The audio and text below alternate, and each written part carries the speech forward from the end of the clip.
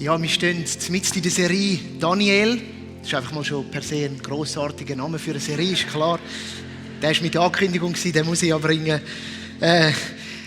Aber der Untertitel ist vielleicht fast noch wichtiger. Den Glauben leben in Zeiten wie diesen. Oder wir tauchen in diejenigen Zeiten natürlich auch ein. Damals, wir glauben, dass die Geschichte etwas zu sagen hat, wie man den Glauben kontrasthaft leben kann.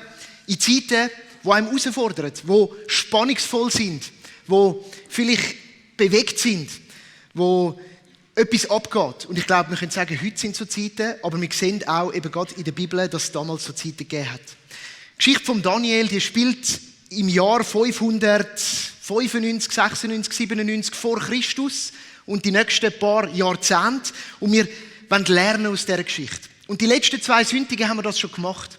Und wir haben gemerkt, dass der Glaube, das Leben in Zeiten wie jenigen oder in denen jetzt einerseits mit Spannungen aushalten zu tun hat. Im Teil 1 haben wir uns auf das fokussiert. Es ist ein Spannungsfeld, wo wir uns drin begeben und wir werden auch heute an dem wieder vorbeikommen. Und dann haben wir letzte Woche gehört, dass aber in dem Daniel-Buch auch eine grossartige, ermutigende Botschaft drinsteckt, die sich durch die ganze Bibel immer wieder durchzieht. Und das ist, dass in bewegten Zeiten eins klar ist, nämlich wer regiert. Gott regiert. Er ist der die Fäden in der Hand hat. Und im Daniel-Buch wird uns das gezeigt, dass er auch über allen Herrscher, der damaligen Weltherrscher, regiert, noch einen Stock höher steht, noch einen anderen Blick hat. Und ich denke, das ist eine ganz entscheidende Grundlage für das, was wir jetzt auch heute miteinander einsteigen wollen. Und wir greifen heute die Geschichte von Daniel wieder auf. Kurze Umfrage. Wer von euch hat die schon mal gelesen oder zumindest Teile daraus gehört? Mag doch mal die Hand heben. Das ist sehr gut und sehr wichtig als Grundvoraussetzung, weil das ist so stückhaft, wo man die Geschichte entdeckt und da gibt es gewaltige Geschichten, die Leuengrube und den Feuerofen. Und wenn du nicht mehr ganz so präsent bist, dann kannst du sie auch noch mal nachlesen. Im Alten Testament findest du sie. Am Anfang von deiner Bibel hat es meistens ein Inhaltsverzeichnis oder online kannst du es einfach suchen und dann kannst du die Geschichten vielleicht auch noch mal lesen und dann spricht dir das an, weil wir werden nicht alle können ganz betrachten. Aber wir tauchen heute wieder ein in die Geschichten und wir fragen uns heute die Frage, wie hat sich denn der Glaube von Daniel und seinen Freunden in damals so fremden Umfeld ausgedrückt? Und wir machen das unter dem Titel «Wenn das Leben redet». Für was sind sie bekannt gewesen? Der Ruf, den man hat, der ist immer etwas Entscheidendes. Und ich würde sagen, heute Marketing und Werbestrategien zielen darauf ab, dass man sich überlegt, wie können wir unseren Ruf stärken, als Firmen, als Einzelpersonen, dort, wo wir etwas vertreten. Alles, was wir machen und tun, hat immer auch mit dem zu tun, was ist unser Ruf, wie sind wir präsentiert. Und wir alle kennen das Sprichwort, dass etwas Band sprechen kann. Ein Leben kann Band sprechen. Oder Handlungen, Haltungen können Band sprechen. Und dieser Frage wollen wir nachgehen, was steckt hinter dem Leben von Daniel. Als kleine Illustration habe ich da so ein Briefli mit Saatgut dabei. Und da drauf steht, Mischung von Saatgut, gefüllte Blumen.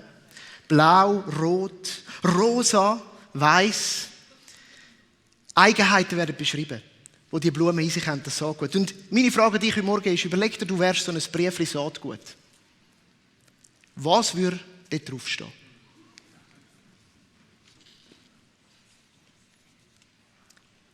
Vielleicht nicht nur Äußerlichkeiten, vielleicht auch innerliche Sachen, vielleicht Charaktereigenschaften, Fähigkeiten, Begabungen, vielleicht deine Ausbildungen.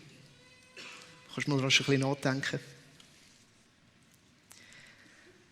Das Buch Daniel sagt uns, dass bei diesen jungen Männern etwas drauf gestanden ist, nämlich Weisheit und Erkenntnis. Das steht gerade schon im Kapitel 1. Das ist für ihr Leben gestanden. Das hat der König auch erkannt und wir werden später noch darauf zurückkommen. Aber es gibt ja nicht nur was, sondern auch wie hat sich denn das ausgedrückt. Und ich möchte euch zuerst auf die Frage nach dem Wie mitnehmen. Und da entdecken wir ein paar Eigenheiten von Daniel und seinen Freunden, die das Wie ausgedrückt haben, wie das sichtbar geworden ist, was auf ihrem Briefli gestanden ist. Im Kapitel 6 tauchen wir in die Geschichte, in die berühmte von Daniel und der Leuengrube. Und wir sehen dort, dass der Daniel in der Zwischenzeit zu einem angesehenen Berater vom König der Babylonier geworden ist. Damals der König Darius, ist eben eine Geschichte. Und dass ein paar, die auch am Hof dient haben als Berater, neidisch geworden sind auf ihn. Und sie haben nicht damit umgehen können, dass er eben die Weisheit und Erkenntnis, dass die so Zugang gefunden hat beim König. Und sie haben darum nach einem Grund gesucht, ein bisschen die Ellbogen auszufahren. Wir kennen das aus der Geschäftswelt, gell? Da schaut man ein bisschen, dass man seinen Platz dann hat. Und dann heisst es da, sie haben nach einem Grund gesucht, wo sie ihn hätten können verleumden und anklagen. Und es heisst dann, in Vers 5, aber Daniel führte sein Amt so zuverlässig und gewissenhaft aus, dass sie ihm nicht den geringsten Fehler nachweisen konnten. Sie fanden einfach keinen Grund zur Anklage oder Beschwerde. 2 Begriffe, Zuverlässigkeit und Gewissenhaftigkeit. Die haben den Daniel ausgezeichnet in dieser Zeit. An dem ist es gescheitert, dass sie einfach kommen können und sagen, hey, der macht seinen Job nicht recht. Also das Wie von dieser Weisheit und Erkenntnis, die er in sich getragen hat, war zuverlässig und gewissenhaft. Anscheinend hat er die Gepflogenheiten von der damaligen Herrschaftsgesellschaft gekannt, was zuverlässig bedeutet, in diesem Kontext, was gewissenhaft bedeutet. Und er hat das ausgelebt. Und das ist irgendwie erlebbar geworden. Und was mir bewusst worden ist, beim nochmal drüber lesen über die Geschichte, ist, wir haben so die Highlight-Geschichten. Feuerofen, Leuengrube, das klingt nach einem wilden Ritt. Die Zeit, wo der Daniel aber gelebt und gewirkt hat, sind 60 Jahre bis 70. So. Das ist eine lange Zeit. Und Zuverlässigkeit und Gewissenhaftigkeit zeigst du nicht in einem Moment auf dieser Bühne. Das kann ich euch heute Morgen nicht zeigen.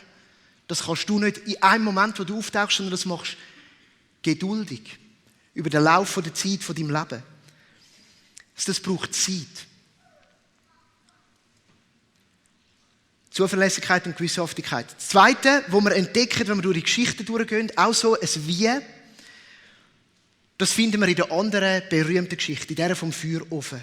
Und zwar sind da die Freunde von Daniel und auch sie haben zu dem Beraterkreis von dem König gehört, vom König Nebukadnezar. Sie haben zum Hofstaat gehört und sie sind einberufen worden, um teilzunehmen an etwas, was üblich war damals, nämlich an einer Einweihung von einer neuen Statue. Möglicherweise vom König selber ist die Statue, das Standbild vom König Nebukadnezar selber. Und sie sind dort unter vielen, ich stelle mir da Hunderte von Hofbeamten vor, und dann ist der Befehl ausgegangen, sie sollten sich vor dem Standbild niederwerfen. In dem Moment haben sie gehandelt, anders als man es vielleicht erwarten könnte. Es heisst nämlich da, dann im Text, im Kapitel 3 vom Daniel-Buch, dass sie sich nicht niedergeworfen haben wie alle anderen. Und dass auf das aber sie eben wieder angeklagt worden sind und es geheißen hat, hey, die machen nicht mit. Und dann konfrontiert der König sie. Und sie antwortet ihm dann, O Nebukadnezar, wir wollen uns gar nicht vor dir rechtfertigen. Wenn der Gott, den wir verehren, es will, kann er uns ganz bestimmt retten. Sowohl aus dem brennenden Feuerofen als auch aus deiner Hand, o König, wird er uns dann retten. Aber selbst wenn er es anders beschlossen hat, sollst du, o König, es mit Sicherheit wissen, wir werden deine Götter niemals verehren und die goldene Statue, die du hast aufstellen lassen, niemals anbeten.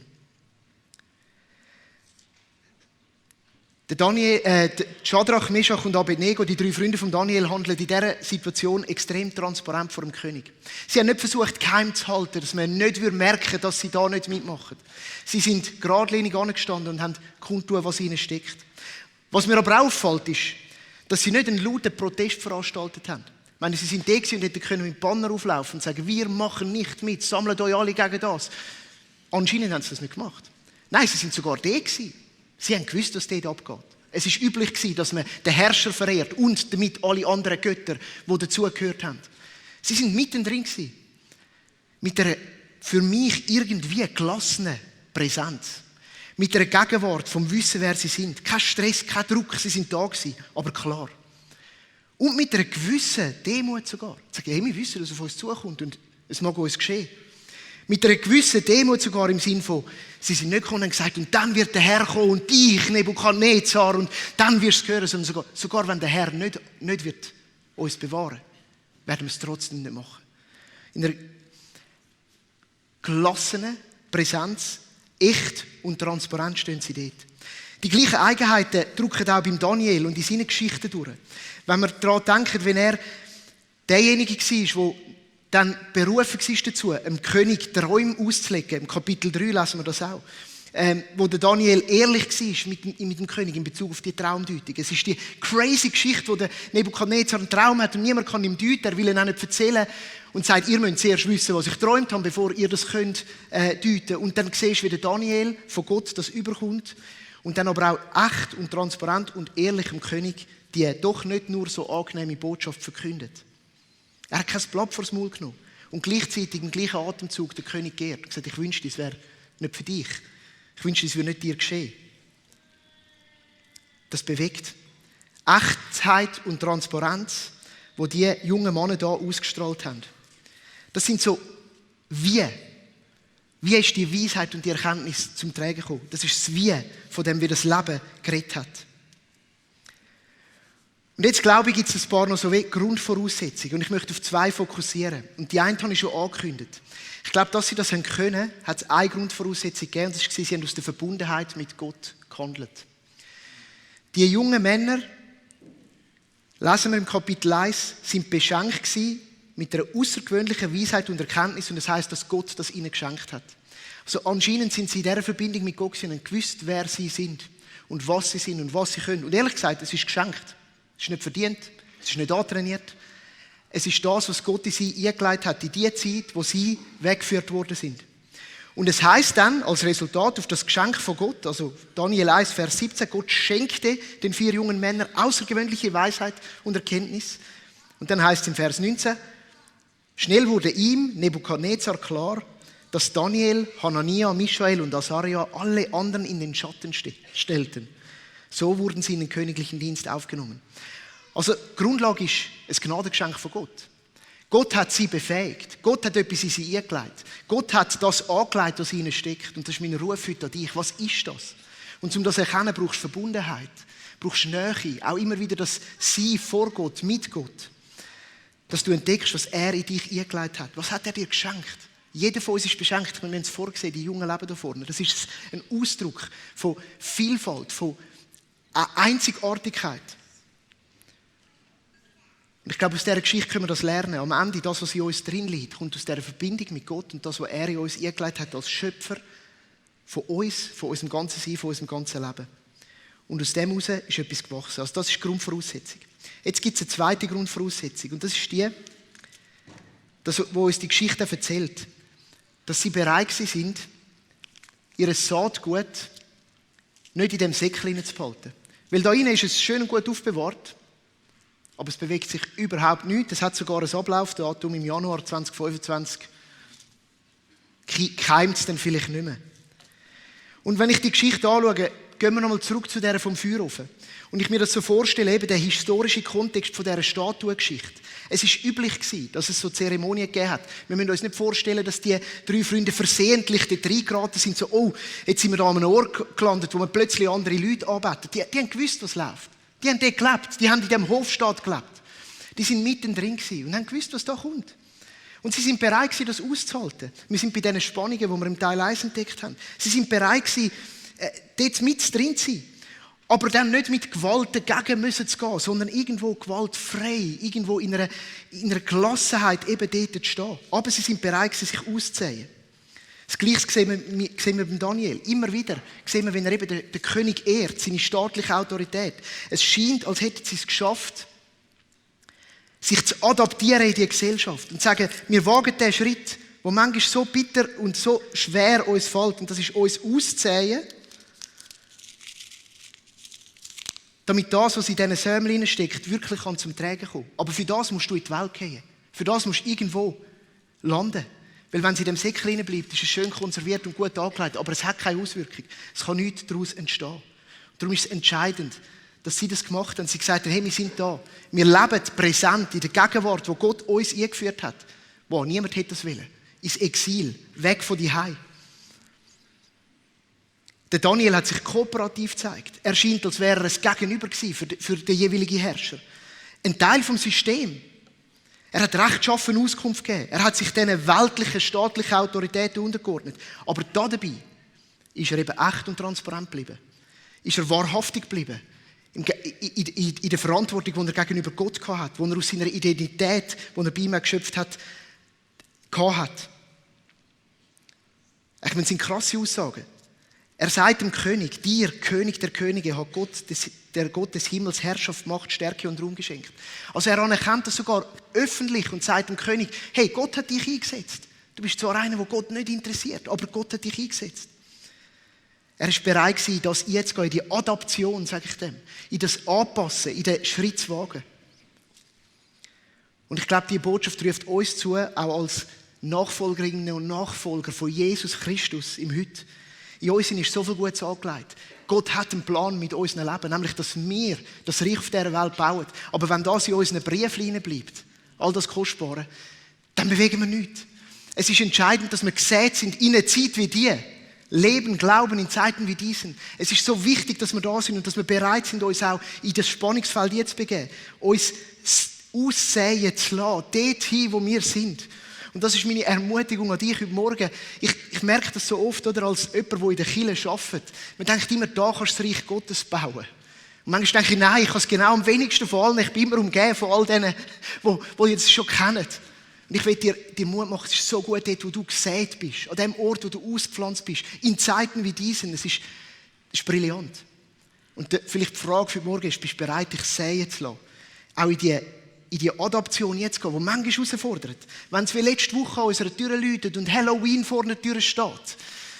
Und du denkst dir zuerst, ich habe keine Ahnung, oder? Ich bin noch nicht in dem, unser Kind, unser Sohn ist noch nicht betroffen von dem, der checkt das noch nicht. Und es schellt so, wer Leute bei uns um die Zeit, nein, Halloween, nein, wir haben keine Süßigkeiten. Und ich finde es ein Zeichen und weiss nicht was. Und wie gehst du mit dem um? Ich habe keine Antwort.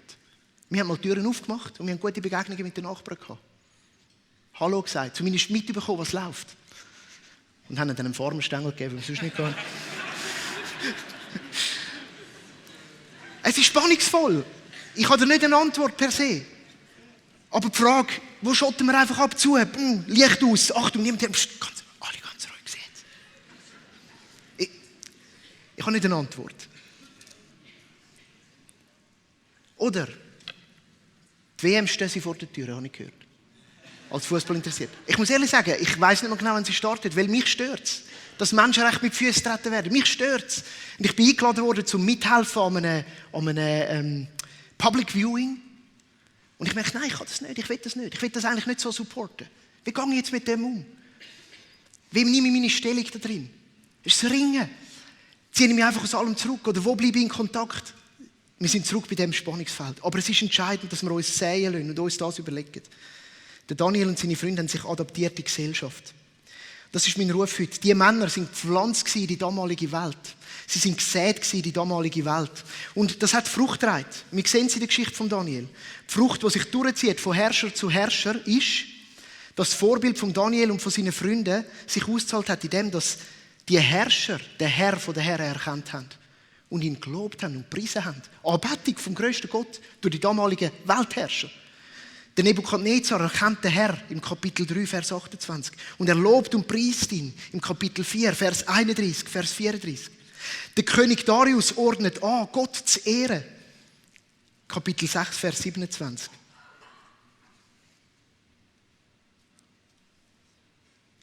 Also erste Frucht, Menschen erkennen den Herr. Grossartig. Die zweite Frucht, die ich entdecke, ist, der Daniel und seine Freunde haben eine Stimme bekommen in ihrer Gesellschaft. Man könnte das auch so ein bisschen lesen, vielleicht mit einem falschen Fokus. Nämlich es heisst, dass sie mit der höchsten Ehre bedacht worden sind und ihnen kostbare Geschenke gegeben worden sind. Daniel 2, Vers 48. Wir lesen, dass sie persönlich profitiert haben. Ich glaube, um das geht es nicht. Fakt ist, dass sie zu den obersten königlichen Beratern geworden sind. Und dann können Einfluss haben, haben können mitgestalten, haben können das Reich von Gott in der Fremde gestalten. Ja, ich würde sogar sagen, möglicherweise. Es heisst, der Daniel hat dient unter den Herrscher, bis der König Kyros eingesetzt worden ist. Und das war der, der dann entschieden hat, dass die Völker heimgehen dürfen, zurück in ihre Heimat. Wer weiß, ob das Verhalten von Daniel über 60 Jahre von seinem Leben, seine Zuverlässigkeit, seine Treue, seine Authentizität, sein Transparenzsein, auch der Kyros mit beeinflusst haben. Dass er gesagt hat, es gibt ein Edikt und die besetzten Völker, die dürfen zurück in ihre Heimat. Und unter anderem das Volk Israel hat das dürfen, können zurückreisen. Einfluss in die Gesellschaft ist eine Frucht, die entsteht, wenn wir es wagen, uns zu säen, uns zu pflanzen. Aber das geht nur über Zeit, über Dauer, über ein Moment, wie die Blume, die da, während ich geredet habe, einfach so gewachsen ist. Die einen von euch werden es bemerkt haben. Du und ich, wir sind gepflanzt in die Welt. Ich glaube, unser Ruf ist es heute, unsere Saat in die Erde von dieser Welt zu legen, von dieser Gesellschaft, von dieser Zeit, eben Zeit wie die. Mit drin. Spannung aushalten, adaptieren, umgehen damit. Der Petrus ruft den ersten Christen oder einer Gruppe von ersten Christen das zu. Im Kapitel 2 von seinem ersten Brief, Vers 12. Ihr lebt unter Menschen, die Gott nicht kennen. Führt darum ein vorbildliches Leben. Sie mögen euch zwar verleumden und als Übeltäter hinstellen, haben es beim Daniel auch versucht. Doch wenn sie all das Gute sehen, das er tut, lassen sie sich vielleicht eines Besseren belehren und werden das dann zur Ehre Gottes auch anerkennen, wenn er am Tag des Gerichts Rechenschaft von ihnen fordert. Der Ruf von uns ist, sind wir bereit, uns säen zu lassen in die Welt. Mutig. Vielleicht geht der Halt im ersten Moment ein bisschen verloren. Anpassungsfähig, weil jede Pflanze braucht einen Moment der Anpassung. Ich musste merken, als ich die Pflanze von der einen Terrasse auf die andere transportiert habe. Das ist nicht mehr gleich abgegangen. Es braucht einen Moment, bis sich das wieder angepasst hat, bis sich das Umfeld sich darauf eingestellt hat. Ich glaube, dazu braucht es einerseits ganz viel Geduld. Es ist nicht von heute auf morgen. Es ist eine Lebensgeschichte, die erzählt wird. Es braucht Demut. Die Fähigkeit, zu sagen, hey, ich gebe mich in Gottes Hand. Das ist etwas vom Demütigsten, was du machen kannst. Ich mache es nicht mit eigener Kraft, nicht mit eigener Macht, sondern ich lasse mein Leben reden und das, was Gott reingelegt hat. Es braucht aber sicher auch eine Portion Toleranz, die eben bei dieser Adaption reinspielt. Und Toleranz heisst nicht, dass ich alles einfach gut heisse. Toleranz heisst, dass ich damit umgehen kann, dass andere Leute anders sehen. Dass ich damit umgehen kann und auch stehen lassen, wenn jemand an einem anderen Punkt ist und trotzdem in Beziehung treten. Das ist entscheidend, wenn wir einen Prägungsfaktor haben in der Gesellschaft. Und jetzt sagst du, ja, es klingt alles gut und ich will das eigentlich auch, aber wie finde ich da drin Halt? Es fühlt sich sehr unsicher an. Und wo ist das nicht auch gefährlich? Und da möchte ich schliessen mit ein paar Gedanken zu der Stärkung der Pflanzen. Ich glaube, es braucht Dünger zur Stärkung und darum habe ich da so wunderschöne Düngerdrops dabei. Die könnte man auch morgens Müsli mischen, habe ich gemerkt. Das sieht so recht gesund aus. Besser nicht, he? Aber ich glaube, es braucht Dünger zur Stärkung der Pflanzen. Und auch das Buch Daniel gibt uns Hinweise auf das. Was da könnte sein. Es sind so Einzelne, die ich auch ein bisschen ausdeute und glaube, dass sie mit der gesamten Botschaft der Bibel übereinstimmen. Und ich glaube, der Dünger ist in erster Linie die christliche Gemeinschaft, die wir hier erleben, heute am Sonntagmorgen zum Beispiel, aber auch dann in unserem Alltag dort, wo wir mit anderen zusammenkommen. Und das Erste, der erste Teil vom Dünger, den ich glaube, ist entscheidend, wenn wir so gesät sind in die Welt, ist, wir müssen irgendwo angedockt bleiben als Wort von Gott. Der Daniel und seine Kollegen, die haben zu der jüdischen Oberschicht gehört. Sie sind aus dem Stamm Juda gekommen, aus dem königlichen Stamm. Und wir können sicher sein, die sind im Wort Gottes unterrichtet worden, in dem mosaischen Gesetz. Das ist das Tiefste in ihrem Herz gewesen. Und ich denke, dass das ihnen Halt gegeben hat, in der Fremde, sich sogar mit der babylonischen Weisheit auseinanderzusetzen. Die müssen das studieren und sie sind zu den Gelehrtesten geworden in diesen fremden Weisheiten. Sie haben irgendwo die Verwurzelung im Wort von Gott. Und so möchte ich dich fragen, hey, hast du das? Hast du den Düngerdrop vom Wort Gottes, der an deinem Leben wirkt und tut und macht und setzt du dich dem aus? Kann sie in deiner persönlichen Bibel lesen, wo das Wort zu dir redet. Wir erleben es im Moment in unserem Bibel 365 Passion Group, wie Menschen das lesen und einfach immer wieder etwas rausziehen können. Aber vielleicht ist es auch das Wort Gottes, Jesus, nahe bei ihm sein. Er ist das liebhaftige Wort Gottes. So sagt es uns das Neue Testament. Setzt du dich im Wort Gottes aus? Ganz persönlich oder in der Lehre? Ich denke, für das ist der Sonntag auch da. Ich will dich ermutigen dazu. Zweiter Düngerdrop ist die Lebensgestaltung. In einem Nebensatz wird erwähnt, dass der Daniel am Betten war vor seinem Fenster, so wie er es jeden Tag tat, 3-mal täglich. Anscheinend hat er einen Gebetsrhythmus gehabt. Er hat eine fixe Struktur gehabt, um sein Leben mit Gott zu leben. Und ich denke, dass wir als christliche Gemeinschaft ein Ort sind, wo für das da ist, dass wir einander helfen können, gute Lebensrhythmen einzutrainieren, einzuüben, zu gestalten. In unseren Kreisen kennt man so die gute, alte, stille Zeit. Hoffentlich ist sie nicht still. Das ist ein bisschen Gefahr an der. Aber ich denke, das Prinzip dahinter ist das, gibt es einen Moment, wo du fix gestaltest. Ein Rhythmus, den du deinem Leben gibst, der dich in dieser Verbundenheit mit Gott hält. Die christliche Gemeinschaft ist da eine riesige Hilfe dazu. Es kann sein, dass du den Sonntag haltest. Es ist, dass wir da uns gemeinsam treffen. Und manchmal machst du es einfach so als Tradition, aber es ist so wichtig, weil es gibt Struktur. Es kann sein, dass du genau die stille Zeit hast. Es kann sein, dass du ein Morgen- und ein Abendgebet hast. Es ist die Small Group, wo du dich wöchentlich triffst. Oder zweiwöchentlich. Oder wir haben ja da auch so ein bisschen, gell, unsere Augen ein bisschen weiter auseinander. Aber in einem gewissen Rhythmus, weil es Halt gibt, weil es Dünger ist, weil es dich dort hebt. Und dann sind wir schon gerade beim nächsten. Die Small Group ist ein super Beispiel. Es ist die Gemeinschaft der Gläubigen. Das ist Dünger. Und das ist viel wichtiger als die Predigt, die wir einmal in der Woche da vorne 30 Minuten haben. Es ist, dass du dich aussetzt und sagst, ich bin Teil von einem grösseren Ganzen in einer Unterschiedlichkeit. Der Daniel im Kapitel 2, auch ein Nebensatz, wird uns berichtet, dass er zu seinen Freunden ist und sie gebeten hat, dass sie mit ihm beten, damit er den Traum vom König verstehen kann. Das ist mir das erste Mal aufgefallen. Aber er hat das gebraucht. Die Gemeinschaft, die ihn trägt, die mit ihm unterwegs ist, die ihn hebt. Und spannend, habe ich dann entdeckt, ist, dass man davon ausgeht, dass im Exil in Babylon, und das wird schon seit dem 16. Jahrhundert so angenommen, wohl die ersten Synagogen entstanden sind. Vorher hat man den Tempel gehabt. Das ist klar gewesen, dort ist man bei Gott. Aber in diesem Exil haben die Juden Wege gesucht, um sich zu treffen, finden, und sie haben die Versammlungen angefangen zu halten. Und da gibt es erste Hinweise, dass das im Exil in Babylon geschehen sein muss. Und das stärkt, das gibt Halt. In einer Zeit, Glauben zu leben, in Zeiten wie diesen. Und das Letzte, denke ich, gehört zu der Nachfolge in der christlichen Gemeinschaft, ist der Dünger vom Heiligen Geist. In seiner Kraft hat der Daniel und seine Freunde gewirkt. Wir lesen, dass er eine Vision bekommen hat von Gott, die ihm gezeigt hat und offenbart hat, was er dem König sagen soll. Das ist irgendwie so eine Komponente, wo eben Gottes Reden direkt reinkommt. Ins Leben hinein von diesen Menschen. So verständlich, dass sie es können. Kooperation mit dem Heiligen Geist, aber auch, weil ich dir Mut machen will, dass Jesus versprochen hat, dass wenn er geht, dass er den Tröster schickt, den Ratgeber, den Beistand, dass er Gott bei uns ist, mit drin in den Spannungsfeldern dieser Welt, die uns leitet. Und ich glaube, es ist entscheidend, dass man mit dem Düngerdrop rechnet und er wird kultiviert und pflegt in der Gemeinschaft der Gläubigen.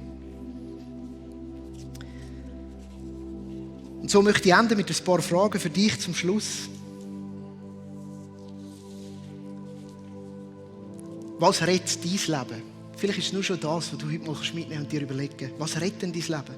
Was steht auf deinem Säckchen? Was trägst du in dir? Was hat Gott noch reingepflanzt? Es ist noch nicht zur Geltung gekommen. Es darf noch. Wo brauchst du einen Schritt Richtung Verbundenheit mit Gott, damit du das überhaupt erst entdecken kannst? Wo ist es so prägt von dem, was aussen in dieser Welt an dich herankommt? Wo darf es geprägt werden von dem, was Gott in dich hingelegt hat? Wie steht es um die Bereitschaft, dich als Saatgut hinzugeben, dein Leben reden zu lassen? Findest du es vielleicht sogar ein bisschen bedrohlich? Wäre das etwas, was du mal ganz persönlich mit Gott besprechen könntest? Deine Bereitschaft, über das nochmal mit ihm zu klären? Vielleicht aber auch fragen, wo du den Dünger brauchst, der dir genau den Halt gibt, dass du das machen kannst. Dünger von der Lehre, vom Nächsein bei Gott, vom Gebet. Dünger von der Lebensgestaltung, von Rahmen, die wieder neu definiert werden, weil sie dir gut tun. Dünger von der Gemeinschaft, von den Gläubigen. Ich möchte diese Fragen so in den Raum geben und jetzt enden mit einem Gebet.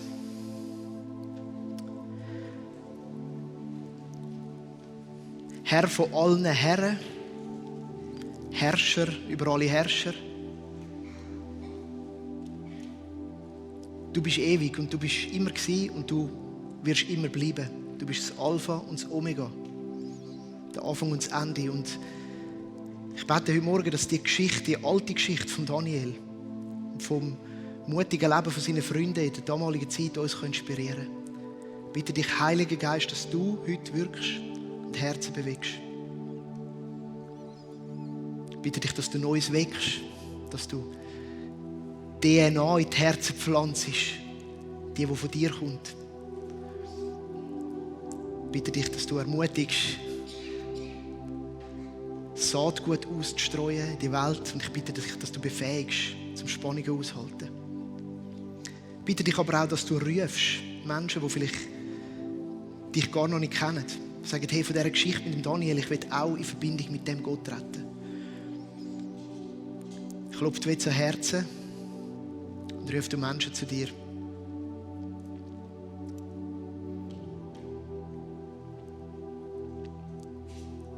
Ich bitte dich, dass du uns als Kirche stärkst, dass wir in Zeiten wie dieser pflanzt in die Welt leben und Frucht tragen. Segne uns mit Geduld, mit Mut und mit Demut und mit der nötigen Toleranz. Wir können aus einem fest verankert sein in dir den Menschen entgegenbringen.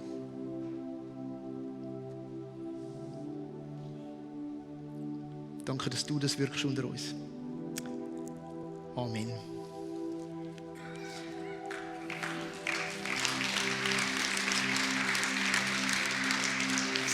Für uns ist immer wichtig, dass mit dem Moment der Gottesdienst nicht fertig ist, sondern dass er weitergeht. Und die Band wird das jetzt dann gerade aufgreifen. Und in diesem Moment haben wir einfach die Möglichkeit, wo du kannst, auch das nachwirken lassen. Mach das da, wo du bist, in deinem Platz. Sing mit in diesen Gebeten, die wir zusammen singen. Oder nimm Gebet in Anspruch. Wir haben ein Team, das sich vorbereitet hat, um mit Menschen zu beten, wenn du einen Segen willst. Eine Ausrüstung vielleicht für etwas, das angesprochen ist, aber auch einfach etwas mitgetragen hast aus deinem Alltag, weil die Gemeinschaft der Gläubigen ist da, um uns zu stärken. Und wenn du online dabei bist, hast du auch die Möglichkeit, in Kontakt zu treten mit uns über den Knopf vom Live-Gebet und dann tu doch das. Ich will speziell auch Menschen einladen, die sagen, ich will in eine Verbindung mit dem Gott treten. Wenn du das möchtest, dann mach das durch ein einfaches Gebet, dort wo du bist, ob zu Hause oder da vor Ort. Und wenn du den Mut dazu aufbringst, komm doch auch ins Gespräch mit jemandem vom Gebetsteam. Sie helfen dir gern, mit Gott diesen Draht aufzunehmen. Und dann gehen wir in die nächste Zeit.